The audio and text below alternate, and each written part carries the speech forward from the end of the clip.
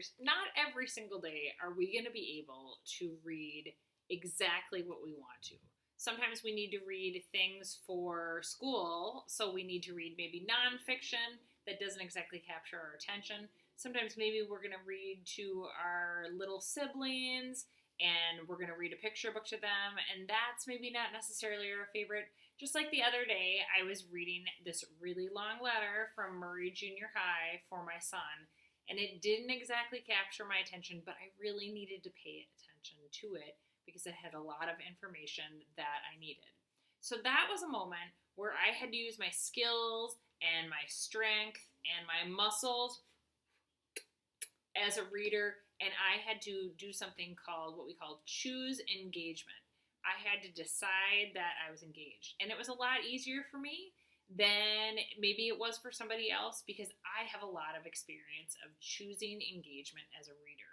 And so that's what good readers do. They practice choosing engagement a lot with their reading, and then the more you do it, the easier it gets. So then when maybe you get to something that you need to read and you're not super excited about it, it'll be a lot easier for you. So today our reading focus is I can self-select, read independently, and comprehend literature at grade level. Because our focus is to become great, focused, strong third grade readers, which I know you guys are already, but we're going to get even better this year. So our lesson today is about choosing engagement. And so you can see this great picture that I drew right here of an engaged reader. So feel yourself strong, growing as an engaged reader this year. So this is what an engaged reader does. An engaged reader says, I'm going to read it like it's interesting. So I caught myself reading that information the other day, like, okay, I need to read this, like this is interesting and new and exciting to me. And you may want to try that too. The other thing is I said to myself, I'm going to keep my attention in the book. I'm going to keep my attention on this information I'm reading.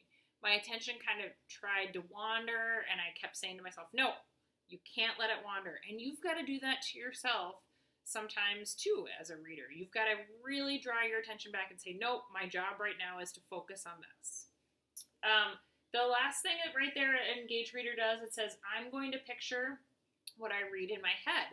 So you're making, as you're reading, even if things are becoming less exciting for you, a good thing to do is maybe make some pictures in your head about what the reading is that you're doing. Now, I know a lot of times these days we're reading books that have pictures, or maybe even come up with a different picture in your mind about what you're reading.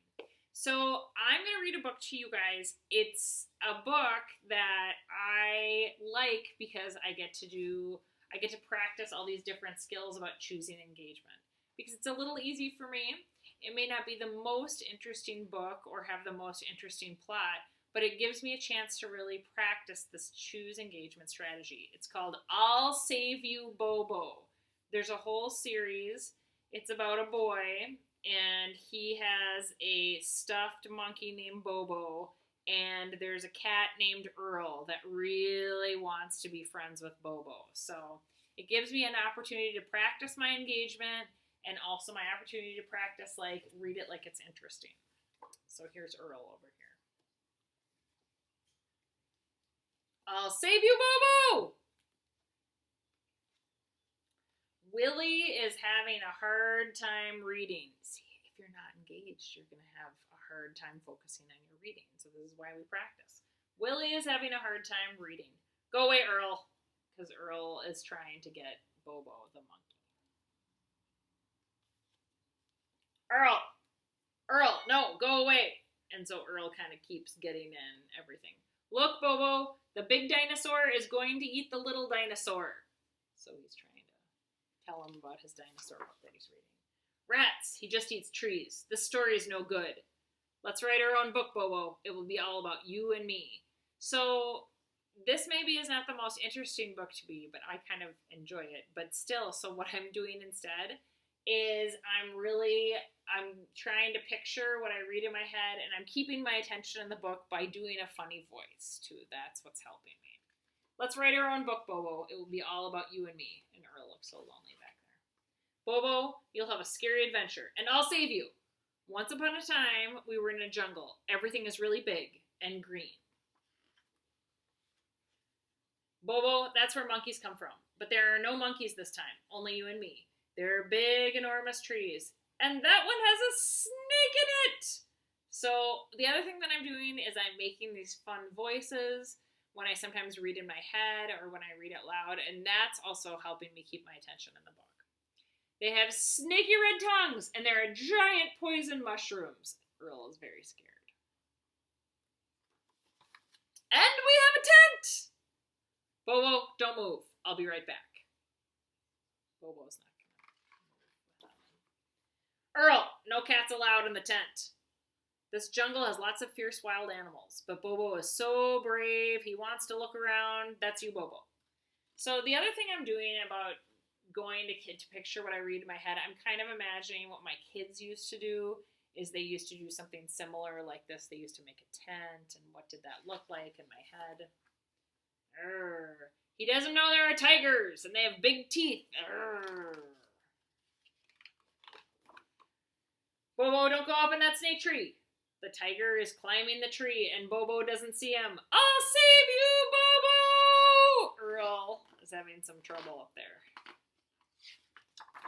Yeah! Help, Bobo! So Earl destroys the... Earl!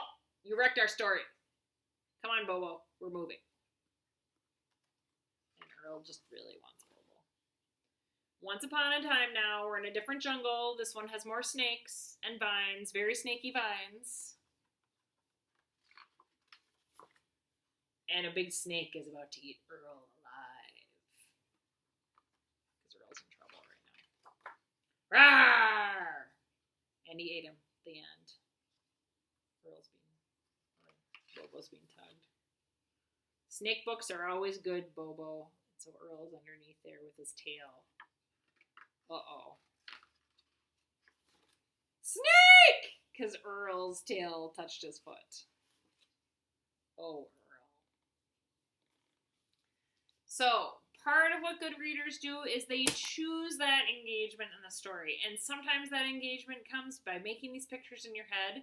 Sometimes that engagement comes by really doing what you can to make that reading interesting for you, like I was doing the different voices. Sometimes it's just by really bringing your attention back and focusing, saying to yourself, I'm going to keep my attention in the book.